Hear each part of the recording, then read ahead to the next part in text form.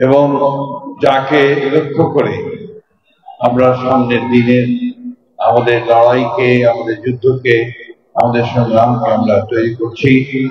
আমাদের সেই নেতা যারা তারেক রহমান মঞ্চে উপবিষ্ট আছেন, আমাদের সম্মানিত নেতৃবৃন্দ, সংগ্রামী নেতৃবৃন্দ এবং কয়েকজন বিশিষ্ট সাংবাদিক, এডুকেশনিস্ট এবং মঞ্চের সামনে উপবিষ্ট আমার প্রিয় তরুণ ভাই। আসলে আজকে এই যৌবনের মেলায় আমি একবারই নির্মাণ, সবাই যুবক, আমি কিন্তু এখানে বয়সে অনেক অনেক বেশি প্রবীণ। আজকে আমাদের একজন সাংবাদিক ভাই, নামটা ঠিক মনে করতে রোমিও, সরি, বয়স হচ্ছে মনে থাকে না সবসময়। তার কতগুলো কথা আমার এবং আমি মনে করি যে আপনাদের উপর লাগে। অর্থাৎ আজকের দিনটি যে আন্তর্জাতিক যুব দিবস, আমাদের জন্য এটা এত গুরুত্বপূর্ণ কেন? কারণ আমরা দীর্ঘ 15 বছর একটা ফ্যাসিস্টদের বিরুদ্ধে লড়াই করে, সংগ্রাম করে একটা মুক্তি পেয়ে আমরা কেমন একটা জায়গায় পৌঁছেছি, যেখানে আমাদের নতুন করে জাতি পুনর্গঠন করবার একটা সুযোগ। কথাটা আবার আমি পুনরায় ব্যক্ত করতে চাই যে জাতি পুনর্গঠন, জাতি রাষ্ট্র, এবং সেই পুনর্গঠন কোনো কিছু তৈরি করা, কোনো কিছুই কিন্তু সম্ভব হয় না আমার যদি জ্ঞান না থাকে। আমি তার জন্য যদি তৈরি না হই, আমি যদি সেই কাজটার জন্য উপযুক্ত না হই, তার উপযুক্ত জ্ঞান আমার না। ইটস এ সায়েন্স, একটা বিজ্ঞান, এবং এটা আপনারা সবাই জানেন, আমরা জানি যে বিজ্ঞান অতি দ্রুত সামনের দিকে। আমরা এটাও জানি যে রাজনীতি, রাষ্ট্রবিজ্ঞান বা রাষ্ট্রনীতি, এটা খুব ঘন ঘন বদলায়, পাল্টায়, এবং গোটা পৃথিবীর সমস্ত সমীকরণে এক সময় একটা চিন্তা ভাবনা বেরিয়ে আসে। আমাদের মতো দেশে আমরা প্রায় 52 বছরের উপরে আমরা স্বাধীন, যুদ্ধ করে স্বাধীন হয়েছি, কেউ দয়া করে দেয়নি, বা আলোচনার মাধ্যমে হয়নি, লড়াই করে যুদ্ধ করে স্বাধীন হয়। এবং আমাদের সকলের যে আকাঙ্ক্ষা ছিল যে আমরা একটা সত্যিকার অর্থে গণতান্ত্রিক একটা বাংলাদেশ তৈরি করি, ঘাটতিটা ওই জায়গাতেই হয়েছে। যাদের কথা ছিল গণতন্ত্র তৈরি নির্মাণ করবার, গণতান্ত্রিক রাষ্ট্র নির্মাণ করবার, আমাদেরকে গণতান্ত্রিক ভাবে তৈরি করবার, সেটাই তারা শুধু ব্যর্থ নেই, তারা যদি উল্টোটা একটা একদলীয় শাসন ব্যবস্থা চাবে, অর্থাৎ শুরুতেই গল্প। এবং যে কথাটা আমি সবসময় আমার কাছে মনে হয় যে বাংলাদেশে তো গণতন্ত্রের চর্চাই হয় না, ওই জিয়াউর রহমান সাহেবের কয়েকটা বছর ছাড়া। তাহলে গণতন্ত্রের চর্চা, গণতন্ত্রের শিক্ষা, গণতন্ত্র সম্পর্কে ধারণা, রাষ্ট্র কি, এটা আমাদের জানি। আজকে উনি একটা সুন্দর কথা বলেছেন যে স্কুল করা উচিত আশেপাশে, এবং জিয়াউর রহমান সাহেব করেছিলেন। তিনি বিএনপির একটা স্কুল তৈরি করেছিলেন। সেই স্কুলে নেতাদেরকে, কর্মীদেরকে সেখানে প্রশিক্ষণ দেওয়া হয়, এবং যে কাজটা আমাদের ভারপ্রাপ্ত চেয়ারম্যান, যিনি এখন আমাদের সামনের দিকে নতুন করে স্বপ্ন দেখাচ্ছেন, নতুন করে বাংলাদেশ তৈরি করবার জন্য দিন রাত পরিশ্রম করছেন, তিনি যে কাজগুলো করবেন, সে কাজগুলি ইমপ্লিমেন্ট করবেন, যাদেরকে দিয়ে বাস্তবায়িত করবেন, তারা যদি শিক্ষিত না হয়, তারা যদি প্রশিক্ষিত না হয়, সেই কাজটা সম্পর্কে যদি ধারণা না থাকে, ভালো সিদ্ধান্ত হবে না। এটা তো বাস্তবতা, তাই না? সেই কারণেই আমি বক্তব্য না বলি বলতে চাই যে আমরা একদিন যুদ্ধ করেছি, আরেকটা এখন যুদ্ধ হচ্ছে আমাদের নিজেদেরকে তৈরি করা।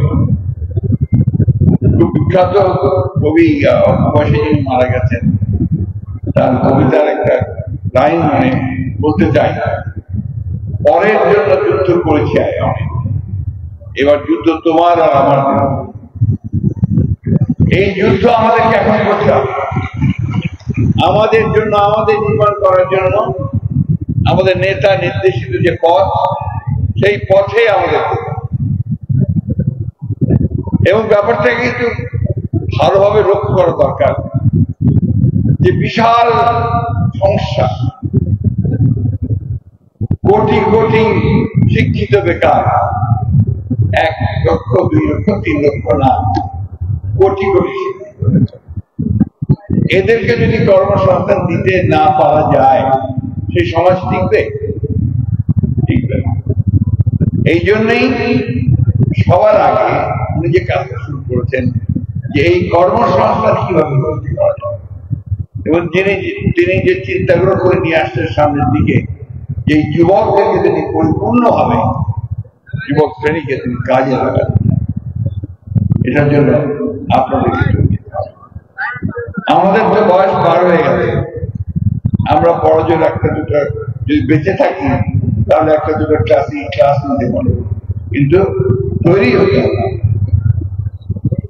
আজকের দিনে আমি এই কথাটার উপর সবচেয়ে বেশি জোর দিতে চাই, রাজনৈতিক তর্ক বিতর্ক কুতর্কে যেতে চাই না। অনেকে অনেক কথা বলতে থাকুন, আমাদের নেতার দূরদৃষ্টির কারণে, তার প্রজ্ঞাময় রাজনীতির কারণে তিনি কিন্তু 2026-এর ফেব্রুয়ারি মাসে নির্বাচনটাকে নিয়ে এসেছেন। তার কাজটা তিনি করেছেন, তাই না? তার কাজটা তিনি করেছেন।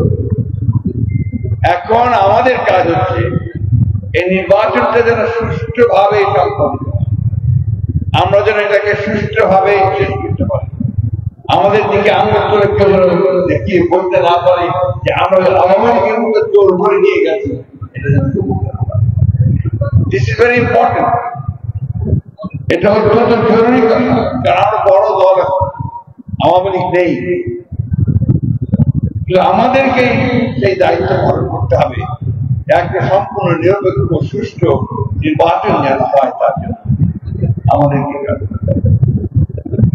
তার জন্য এখন থেকেই আমার মনে হয় ছাত্র দল, স্বেচ্ছাসেবক দল, যুব দল, তারা তাদের কাজ সেই প্রস্তুতি গ্রহণ করে, সেইভাবেই তারা তাদের নির্বাচনকে একটা, আপনার কথা সবসময় বলা হয়, এটা যত দোষ নন্দ ঘোষ একটা কথা আছে না, অর্থাৎ anything happens in the country bad, তার বিএনপি তাই বলে না। এই জায়গাটা তো হচ্ছে ইচ্ছাকৃত বিএনপিকে বেলায়ন করার জন্য, যেহেতু বিএনপি হচ্ছে সম্ভাব্য সামনের দিনের সারথি, যেহেতু বিএনপি সামনের দিনে রাষ্ট্র পরিচালনা করবে, সুতরাং তার বিরুদ্ধে এই সমস্ত মেলাইন করে তাকে যত খাটো করার চেষ্টা করা। প্রিয় সকলে, আমরা একসাথে বড় একসাথে আমরা জেলে থেকে টিকা, আমাদের নেত্রী দেশনেত্রী বেগম খালেদা জিয়া 6 বছর বন্ধনে ছিলেন, আমাদের নেতা এখনো তিনি নির্বাচিত অবস্থা দিয়ে আছে। আমাদের এমন একটা পরিবার নেই যে আমরা এসে বলব।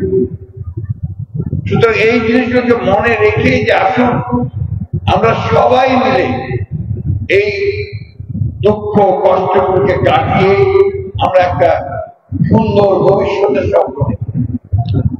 আমি আমার ছোট ভাইটার মুখে, এই ছোট বোনটার মুখে, আমার মায়ের মুখে একটু হাসি খুঁজছি, তেমন একটা সুন্দর সমাজ।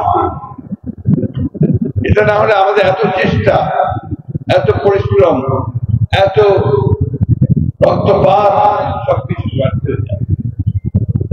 ওই মায়ের চোখের সামনে তো আমি দাঁড়াতে পারি যখন সে বলে যে বাবা কি হলো, অথবা সেই আহত আমার ছোট ভাই সে যখন অন্ধ চোখে আহত হয়ে অন্ধ চোখে এখানে সে বলে আমার ভবিষ্যৎ, এর উত্তরটা আমাদের দিকে, সরকারের দিকে আঙুল লিখে দিলে হবে না। আমরাও এর জন্য একইভাবে এরকম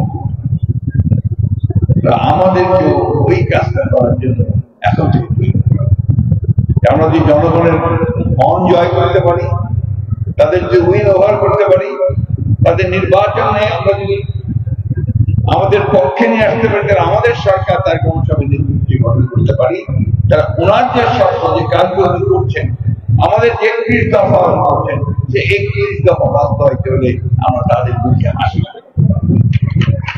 আমি বক্তব্য বাড়াবো না, সব শেষ করতে চাই। আসলে একটা যুবক শ্রেণী তারাই সবকিছু দিয়েছে, হাসিনার মতো ফ্যাসিস্টকে তারা তাড়িয়ে দিয়েছে।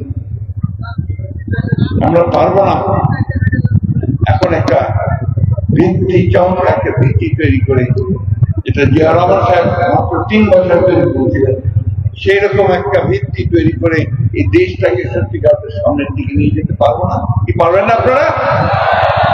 কি বলে যুবকরা? গলায় জোর নাই,